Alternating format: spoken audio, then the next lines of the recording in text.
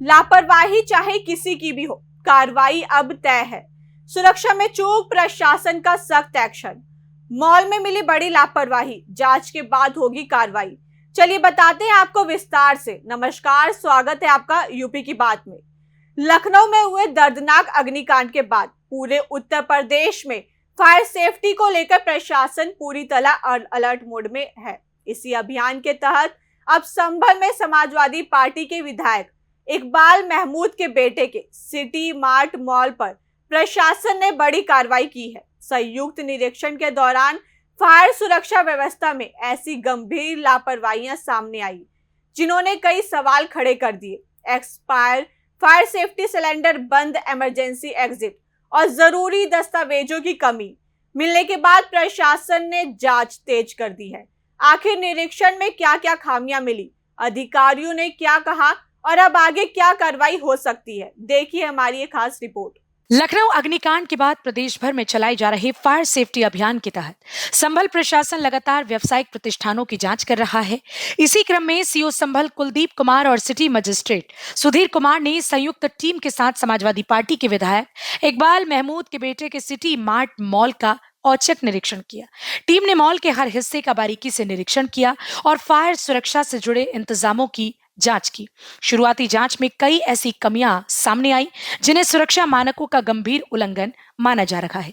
निरीक्षण के दौरान प्रशासनिक अधिकारियों ने मॉल प्रबंधन से आवश्यक दस्तावेज भी मांगे और सुरक्षा व्यवस्था का विस्तृत सत्यापन शुरू कर दिया। आज हम लोगों के द्वारा, मेरे सिटी मजिस्ट्रेट सर के द्वारा हम लोग कंटिन्यू दोनों लोगों ने 2-3 जगह पे आज चेकिंग की है।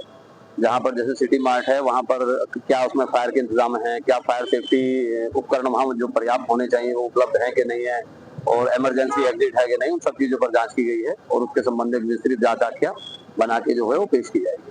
सर किनके हैं, क्या कुछ जानकारी मिली है किनके बारे में? अभी वो सब चेक कर रहे हैं, जो भी हैं उसमें उनके पेपर्स वगैरह वो आ रहे हैं, पेपर्स हैं, उनका लाइसेंस है, सारी चीजों को हम लोग चेक कर रहे हैं। चेक करने के बाद सारी चीजें आपको विस्तृत रूप से बताएंगे। आपने अभी निरीक्षण किया है, क्या कमियां मिली हैं या क्या? जो फायर के इक्विपमेंट है वो पर्याप्त नहीं है जितने होने चाहिए, और जो इमरजेंसी एग्जिट है वो भी नहीं है, तो उन सब चीजों के बारे में जो चीजें कमियां हैं वो विस्तृत रूप से उनकी आख्या बना के भेजिए। निरीक्षण के दौरान सबसे बड़ी चिंता का विषय मॉल का इमरजेंसी एग्जिट बंद मिलना रहा। अधिकारियों का कहना है कि किसी भी आपात स्थिति में यही रास्ता लोगों की सुरक्षित निकासी का सबसे अहम साधन होता है। इसके अलावा मॉल में लगे कई फायर सिलेंडरों की वैधता भी समाप्त हो चुकी थी। जांच में सामने आया कि कई सिलेंडर वर्ष 2024 में ही एक्सपायर हो चुके थे। ऐसे उपकरण किसी भी आग की घटना के दौरान प्रभावी साबित नहीं हो सकते। प्रशासन ने इन कमियों को गंभीर मानते हुए पूरे मामले का विस्तृत रिकॉर्ड तैयार किया और संबंधित अधिकारियों को आवश्यक निर्देश भी दिए। एक यहाँ सी मार्ट और एक सिटी मार्ट, दोनों मार्टों से किया गया। तो एक सी मार्ट में तो इमरजेंसी एग्जिट तो है लेकिन वो बंद था, उसका इस्तेमाल नहीं हो रहा था, और जो उनके यहाँ फायर के सिलेंडर मिले थे वो एक्सपायर्ड थे, 2024 के थे। और यहाँ सिटी मार्ट में इनके पास पूरी व्यवस्था नहीं है, थोड़ा बहुत लगाया इन्होंने फायर से रिलेटेड, और ये नक्शा नहीं अपना दिखा पाए हैं। नक्शे के हिसाब हम लोग बनाई लेकिन नक्शा पास नहीं पाते, ये भी दिखाई नहीं गया है। तो क्या कार्रवाई की जाएगी? कार्रवाई इसमें पूरा अभी जो अपने अपडेट जब उपलब्ध करा देंगे ये, उसको देखने के बाद मौके से जो कार्यक्रम बिठाने के बाद एक रिपोर्ट बनेगी, कंबाइन हमारी सी की वो भेज जाएगी आपको। दोनों लोग कंबाइन सिग्नेचर से डीएम साहब को रिपोर्ट जाएगी। सर किनके हैं कुछ जानकारी है? सर डॉक्यूमेंट की नहीं, ये ओनर कौन है पता नहीं चल पाया अभी। हॉस्पिटल भी कार्रवाई की गई है। हाँ, एक hospital new life maternity hospital है, डॉक्टर सरताज द्वारा संचालित किया जा रहा है।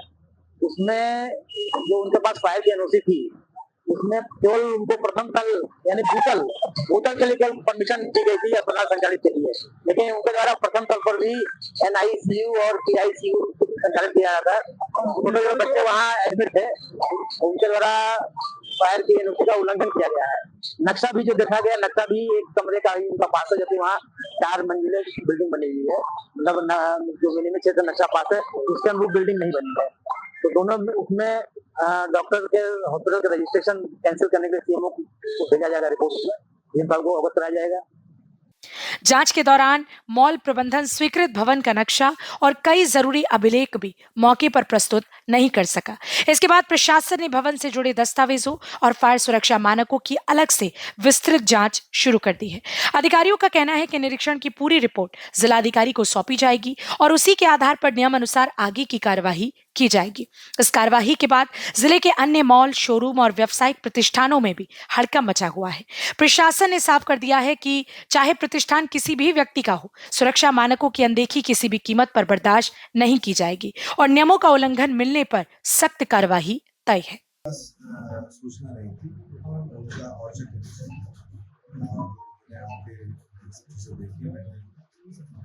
एग्जाम वैसे फायर का और शुगर का ऐसा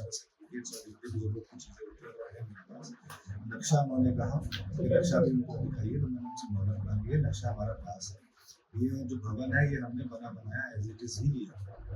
ये भवन मेरे पास करीब 2 साल से है, तो जिनसे लिया था वही तभी से ही नक्शा पास है, वो अभी मेरे पास अवेलेबल है। लेकिन यहाँ वो जो ऑफिस में लेंगे, मैंने उनसे मॉडल मांगे, उन्होंने मुझे पर्याप्त मैं उनके पास लेके पहुँचूँ मिनिस्ट्री साहब, और कोई मसला नहीं। अधिकारियों का कहना है कि फायर इंस्ट्रूमेंट ना के बराबर है। ये फायर इंस्ट्रूमेंट जो एनओसी की जरूरत थी वो मैंने पर्याप्त कर रखे थे, और अभी जो रिसेंट चीज़ें हुई हैं उसके लिए मैंने रिफिलिंग के लिए जो छोटे वाले होते हैं वो भी मंगा लिए, वो भी आज कर लिए। तो मुझे हमारे पास एनओसी भी है, हमारे पास नक्शा पास भी है।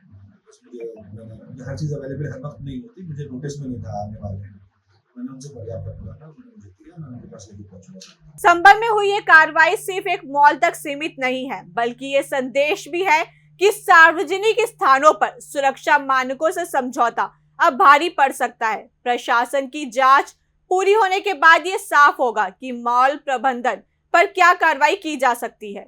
फिलहाल सबसे बड़ा सवाल यही है कि अगर समय रहते ये खामियां सामने नहीं आती तो किसी आपात स्थिति में इसकी कीमत कौन चुकाता। फिलहाल इस खबर में इतना ही। बाकी की और अपडेट्स के लिए देखते रहिए यूपी की बात।